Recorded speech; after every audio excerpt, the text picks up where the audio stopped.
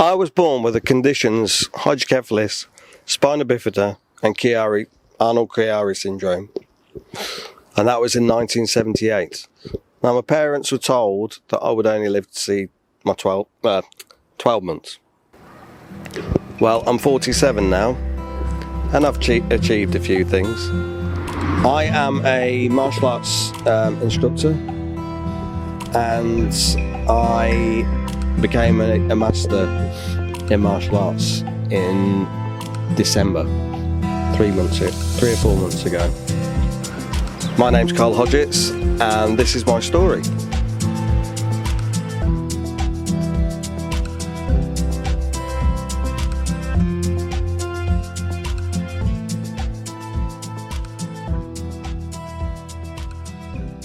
My story starts in 1978, January 1978, and when I was born, there were complications with the conditions that I've got, which are Spina Bifida, Hydrocephalus, and in 2007 I found out that I'd got a condition called Arnold Chiari syndrome. And basically, my parents were informed that I probably wouldn't see my first birthday, but in January I reached the age of 47. So I'm still going. So how many years later is that? So that is 46 years past the prediction of my life expectancy. They definitely got that wrong, didn't they? And they did get it wrong. Yeah, they did. So I wasn't expected to live for a year because of the complications of the hydrocephalus, which is a brain condition that is a result of the spina bifida. The spina bifida, what it did was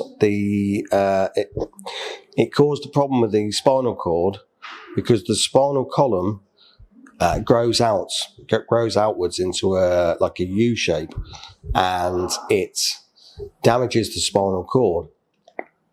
Now, the cerebral spinal fluid goes up and down the spinal cord, so my brain and everybody else with hydrocephalus, the cerebral spinal fluid can't travel up and down the spinal cord, and that causes massive brain pressure problems. So that eventually causes brain damage, and that was one of the reasons why I wasn't expected to live to see my first birthday. And the spina bifida, because the spinal column grows out in a U shape, the body and the internal organs gets squashed up, so it makes it very difficult to breathe. So that was another reason why I wasn't expected to live a year.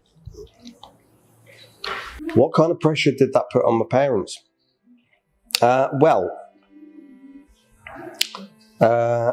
Anxiety, I can imagine.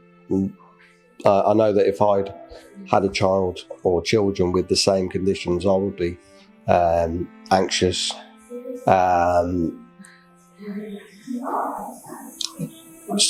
suppose that they'd be asking themselves, well, what can we do to help him live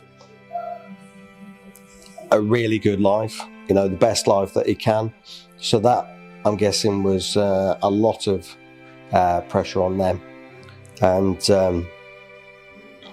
I can't really imagine the feelings that my parents were going through, to be fair.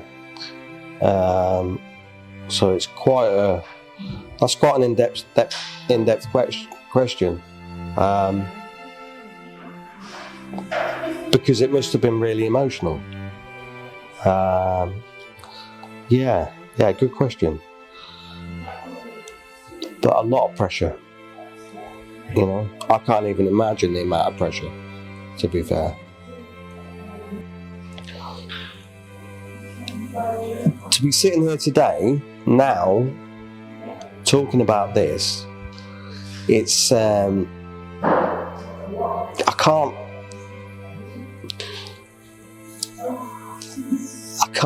almost can't think of the words that express how fortunate I actually am.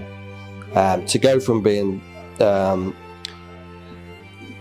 having a life expectancy of 12 months old to be 47 now, it's a revelation. It feels like a miracle, you know. And talking about it is it gives me a lot of positive energy and makes me smile,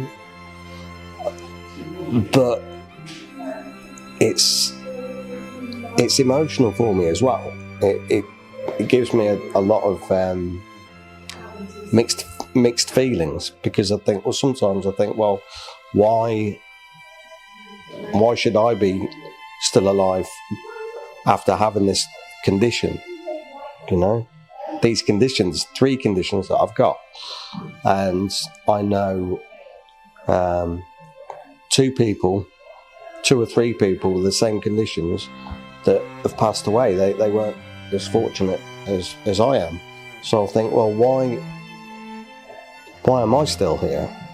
And it's a massive question for me still. Yeah.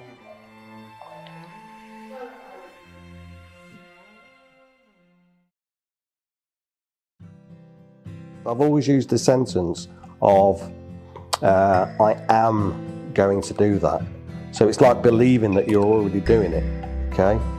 Instead of something like, oh, well, one day I hope to do that, or one day I might do that, you know? So that's more sort of, I'm a bit on the fence. But if you can say something, if you can say, I am going to do that, as if you are already there and you are already doing it, then I've found that 9 times out of 10, those situations and experiences will happen. Yeah. When I was at school, the headmistress at the time said, well, he's obviously not very strong.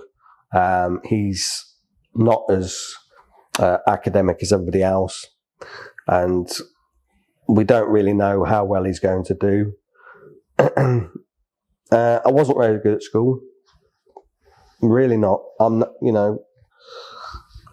not very good at maths. I wasn't very good at science, but I'm very artistic and creative, and I love talking. Love it, absolutely love talking. And I'm very adventurous. Like when I was 12, I went on a adventure weekend, and I abseiled off a cliff face called Simmons Yacht, and I tried doing white water rafting. I wanted to experience going on a mountain bike, but I knew that I couldn't do it. So my dad put me in a rucksack and cut 2 holes in the bottom of the bag. I was facing away from him, but he'd strapped me over him. And that was my only experience of a mountain bike. And I don't think I'll be doing that again. But you know, it's another experience where I thought, oh, well, I wouldn't mind knowing if there was a way to do mountain biking. And that was the weekend where I did abseiling as well. And I did abseiling in a wheelchair. And it always reminds me of the Land Rover advert from the 80s or the 90s, where the Land Rover's being it's reversing down a dam. I can't remember what decade it was, but it was reversing down a dam. And it made me think of that, because every rock that was a different height to the other rock, my wheelchair would like bounce off. And obviously I was looking straight up and I didn't want to look straight down. But that was an experience that I never thought that I would do, to be fair. Yeah.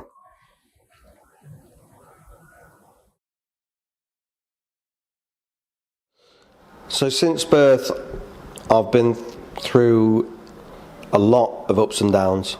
The brain pressure being the biggest problem, really. Even though I was born paralysed and having to use a wheelchair, coming to terms with that as I was a child, and being in mainstream school, what was it going to be like there? How were the other children going to react to me? How many friends would I have? There was a lot going on. Hospital trips all the time. But I do remember that something.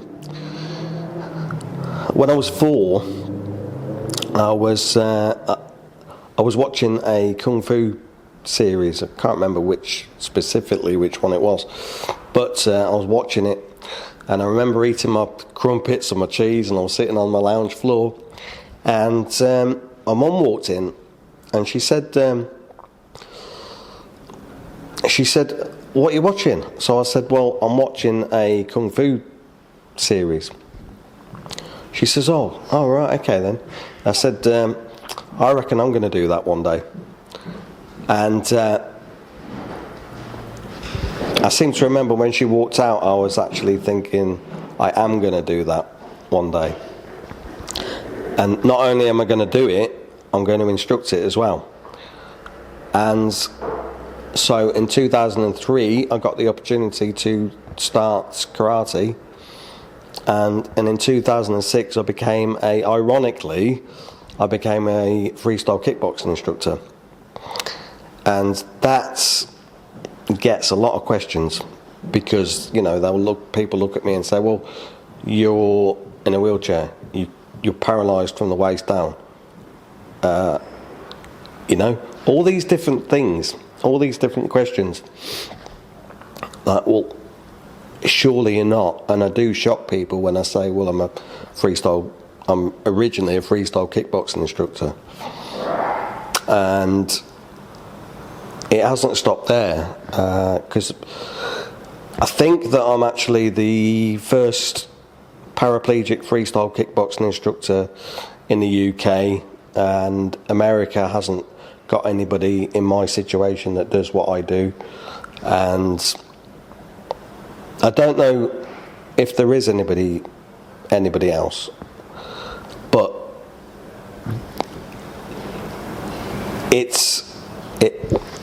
I feel like it's when I have challenges put in front of me, I just think, well, okay, if I can't go through them, and I can't go under them, and I can't go over the top of them, I'll go around them, and I'll just think, well, okay, how can I adapt? How can I adapt things that I shouldn't be able to do in a way that helps me do what I want to do? So basically, when I first started my martial arts training, I would always use my arms, and when I was training for my instructor, my first Dan black belt, I had to develop a way to be able to teach. So I was having to learn how to be able to teach somebody that was fully physically functional, you know. I had to develop a way to teach them footwork, kicking, everything, all the lower limb techniques as well as the upper limb techniques. And I did that because I realised that there was one evening when I was looking at my hands, and I realised that my hands were, your hands are like identical to your feet, really. You know, your fingers are like your toes, and your wrists are like your ankles. And I just thought, there's definitely a way that I can do this. So I finished my training at the karate class, passed my first brown belt, and then my friend said to me, "I'll come to this freestyle martial arts club." And he didn't. We're very close. We have a lot of banter, and he said to me, "Well," he said, "it's a freestyle class." And I went there, met the instructors.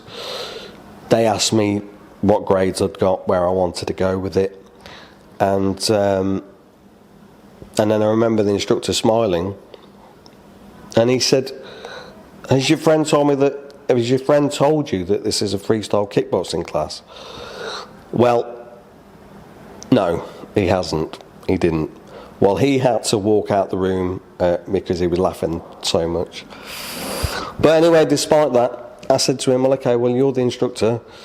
Can you help me adapt your syllabus?" And then 7 months later, after training 3 times a week, I became the instructor that I wanted to be, that I said that I would be when I was 4. And then in 2016, I passed my 2nd degree black belt. In 2018, I passed my 3rd degree black belt. 2020 or 21, I passed my 4th degree black belt. And December just gone, I passed my 5th degree black belt, all in Chinese, Japanese and Korean martial arts. And 2009, I decided to take up Wing Chun Kung Fu, which is 90% hands, so that's really beneficial for me. And it's a close quarter style, and that just really suited me. I'm still doing that now, and I passed my first black sash in that last August, and I love it. I opened up my first martial arts class in 2012. The club is called CHAMP, which is the Carl Hodgett's Adapted Martial Arts Program, and it's a continuous. It's more of it's like a continuous syllabus, a continuously adapting syllabus, because of people with various learning difficulties, physical disability, difficulties. And I work for an organisation called WizKids, who are children with physical conditions. So I teach all over the UK, and I teach this ongoing syllabus. I do believe that it's a miracle that I'm sitting here, and every day there are struggles. I never know when I'm going to get brain pressure. But ever since I was 2, I've just achieved or tried every single thing that I have always wanted to try. And then I'll see something else and I'll think, I'm going to do that as well. So yeah, miracle.